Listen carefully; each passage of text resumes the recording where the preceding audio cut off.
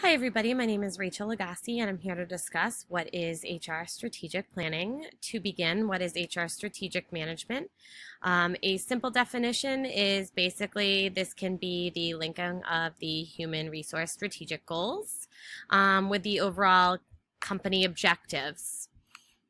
So, again, think big picture, not internal. So, the first step in the four-step plan for your HR strategic planning is to assess the current HR capacity. Secondly, would be forecasting HR requirements, gap analysis, and develop an HR strategy to support organizational strategies. Now, everyone's plan is going to be different, so that's going to be based on your own organization's strategic plan.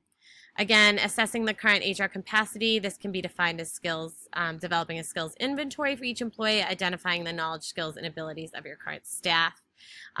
Quarterly reviews are a great way to do this, or even company surveys amongst your employees. So forecasting HR trends.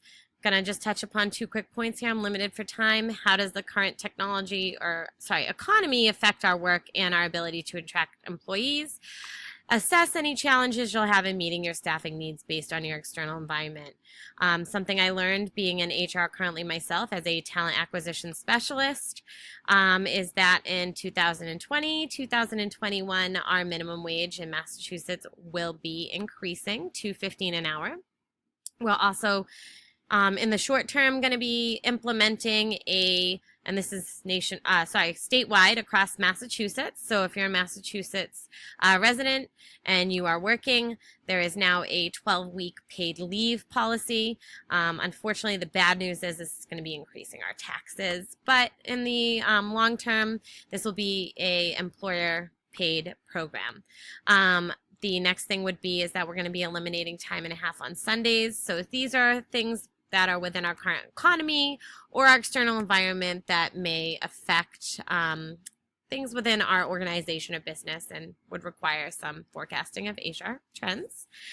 Gap analysis, what new jobs will we need, what new skills will be required, and developing HR strategies to support organizational strategies. My favorite one is training and development strategies. We have a lunch and learn program at my work, but we also have a tuition reimbursement program. This helps with individuals who want to get their certification towards their area of work, or maybe they want to go back to school to further their education. The next would be what to consider when developing a strategic plan. Competitive salaries, benefits package, promotional opportunities, diversity, training and development plans, all very important.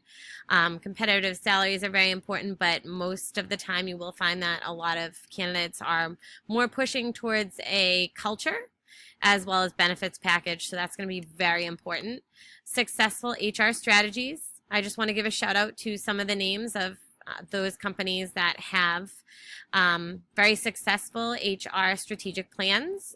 You may notice a lot of them. They are some larger companies such as Google, Netflix, LinkedIn, Nissan, Salesforce, Mayo Clinic, and as we discussed in my discussion post, Medibank, which is based out of Australia.